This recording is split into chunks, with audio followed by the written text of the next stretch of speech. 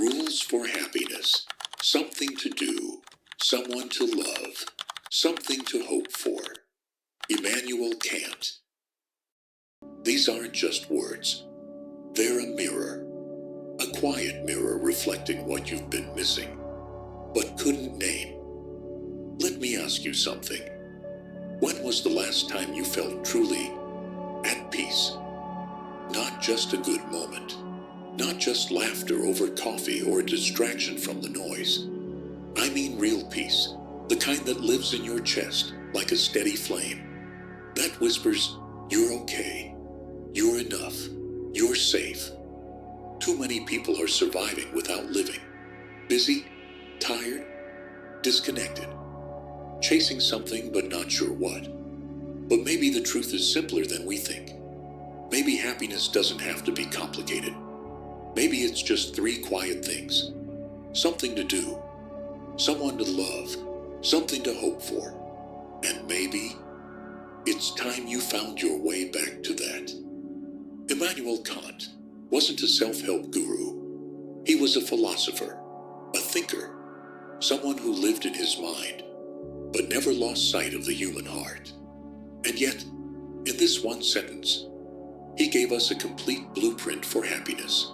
Not one built on money, not on success, not even on comfort, but on meaning. Let's break it down. Something to do. Not just work, not just staying busy, but purpose. Something that matters to you, that wakes you up in the morning with a reason. Even if it's small, even if it's quiet. Purpose doesn't shout, it pulls you. Someone to love, and not just romance. It could be a child, a parent, a friend, even a dog. Someone who reminds you that you're not alone. That love, real love, is about giving, not just receiving. It's the one thing that multiplies when we give it away. Something to hope for. Hope is oxygen for the soul. It's what keeps people alive in prison cells. What holds broken hearts together. What helps you keep walking even when the road disappears beneath your feet. Most of us think happiness is pleasure, comfort, freedom from problems. But pleasure fades, comfort numbs, and freedom without meaning becomes emptiness. Kant's message is a quiet revolution. Happiness isn't found in what you have. It's found in what you give yourself to. This changes everything, because it means you're not as lost as you thought. You're just disconnected from the 3 things that truly matter. Let me tell you a story. A man named Daniel. He wasn't famous. He wasn't rich. But for a long time, he looked like he had it all figured out. He had a good job, a stable life, nice apartment, ate at good restaurants, posted vacation photos that made his friends jealous. From the outside, perfect. But inside, Daniel was crumbling. He'd wake up each morning with this invisible weight on his chest. Not depression exactly, not anxiety, just emptiness. He worked, he went home, he watched TV, he scrolled, he smiled at people, he answered, I'm fine. But he wasn't. Then one night, something cracked. He stayed late at work, just to avoid going home to the silence. And as he walked out of the office, he passed a small poster in the hallway. Volunteers needed for a shelter. 1 Saturday a month. Just show up. He had nothing to lose, so he showed up. That Saturday, Daniel served hot food to people who had nothing. He sat with a man who'd lost everything, a woman with a baby and nowhere to sleep. He listened to their stories. He didn't have answers, but he was present. That night, for the first time in a long time, Daniel slept well. He kept going back, and slowly things changed. He made friends. He smiled for real. He adopted a dog, started calling his mom more, started dreaming again. Small dreams, but they were his. He had something to do, someone to love, something to hope for. And he didn't need to post about it, because the realest happiness doesn't need to be seen. It just needs to be felt. Now, I want to bring this back to you. Not your job, not your to-do list, not the role you play for others. You. Let me ask you, what do you wake up for? Not what you have to do, but what you want to do. What gives your day meaning, even if no one else understands it? Do you have something to do that makes you feel alive? Even if it's imperfect, even if it's small. Is there something that makes time disappear when you're doing it? And what about someone to love? Not someone who's perfect, but someone who matters, who would feel your absence, who lights something inside you, even on the hard days. And finally, do you still have something to hope for? A dream, a future you believe in? Or did you tuck that away because life got too loud, too painful, too fast? This isn't about guilt. It's not about fixing everything overnight. It's about remembering, because you already know this. You've just been too distracted to hear it. And maybe that's why you're watching this right now. Maybe this isn't an accident. Maybe it's the moment you stop and ask yourself the one question most people never dare to ask. What kind of life am I really living?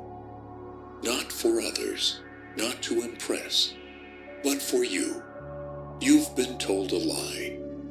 That happiness comes later, after the success, after the relationship, after the healing, after you've fixed everything. But that's not how it works. Happiness doesn't wait for perfection.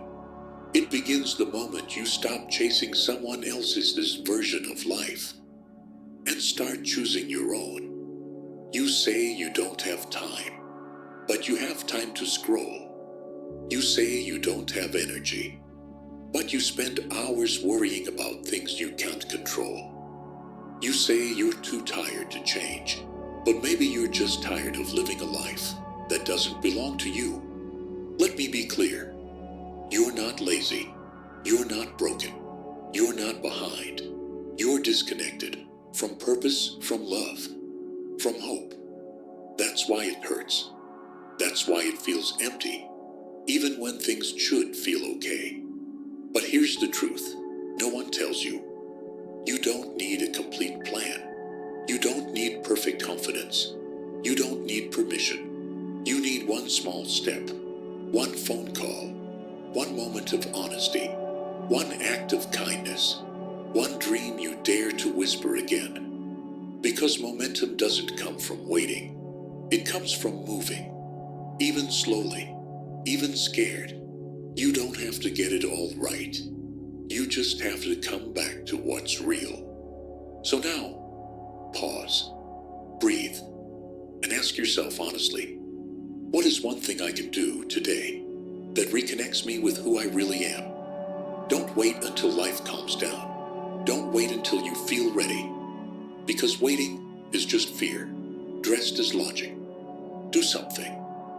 Reach out to someone. Allow yourself to hope again. Maybe it's calling that person you've been avoiding. Maybe it's writing the first page of that idea that's been haunting you. Maybe it's letting go of something or someone that's keeping you small. This isn't about becoming a different person. It's about remembering the person you were before the world told you to be someone else. You have the power.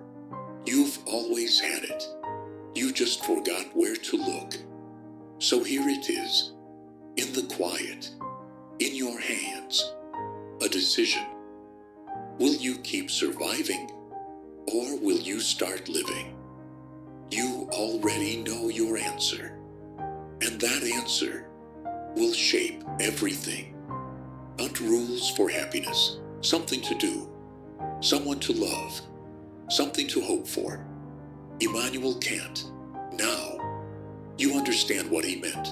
Not rules to follow like a checklist, but reminders, sacred anchors, a way home when life feels heavy, chaotic, or meaningless. So if you're watching this right now, let it be your sign. Let it be the moment you stop drifting and start choosing what really matters. Do something with your heart in it. Love someone deeply, without keeping score, and hold on to hope, even if it's just a flicker. Because that flicker, that's life reminding you it's not over. There's more for you. There's beauty ahead. And yes, there's happiness waiting to meet you, quietly, right where you are.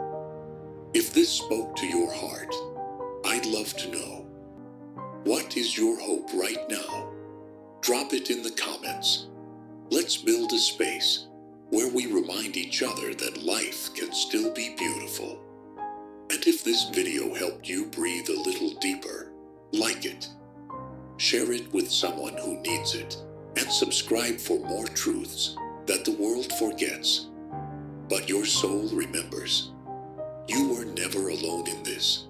Until next time, take care of your heart and keep walking toward the light, even if it's just one step at a time.